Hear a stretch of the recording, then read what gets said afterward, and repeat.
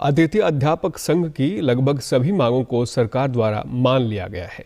शिक्षा मंत्री कंवरपाल गुर्जर ने कहा कि अतिथि अध्यापकों की आयुष्मान भारत योजना के तहत 5 लाख रुपए का बीमा और सेवा नियम बनाने की मांग को स्वीकार कर लिया गया है। अध्यापक संघ के साथ हुई बैठक के बाद शिक्षा मंत्री पत्रकार वार्ता में बताया कि अतिथि अध्यापकों के सेवा नियम 1 सप्ताह के भीतर ही लागू कर दिए जाएंगे। उन्होंने कहा कि अतिथि अध्यापक की मृत्यु होने पर उसके परिवार को 3 लाख रुपए की राशि देने की भी घोषणा मुख्यमंत्री द्वारा की जा चुकी है। शिक्षा मंत्री ने कहा कि अतिथि अध्यापकों को वर्ष में एक बार 10,000 रुपए भत्ते के तौर पर दिए जाएंगे और इसके अलावा उन्हें 20 आकस्मिक अवकाश भी दिए जाएंगे।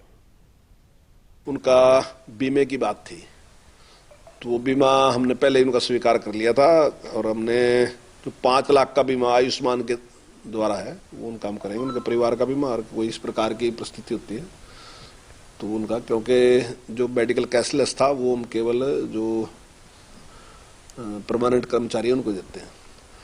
सर्विस रूल की बात उनकी थी वो भी पहले स्वीकार हमने कर ली थी और अभी हमने आज माननीय मुख्यमंत्री जी की अध्यक्षता में उनसे कह दिया कि 1 सप्ताह के अंदर अंदर हम उसको लागू कर देंगे। दूसरा, उनका डेथ की स्थिति में उनका था कि कुछ भी हमें नहीं मिलता तो उसके लिए भी माननीय मुख्यमंत्री जी ने 3 लाख रुपए की घोषणा उनके लिए कर दी है कि अगर कोई इस प्रकार की परिस्थितियां होंगी तो 3 लाख रुपए उनको दिया जाएगा।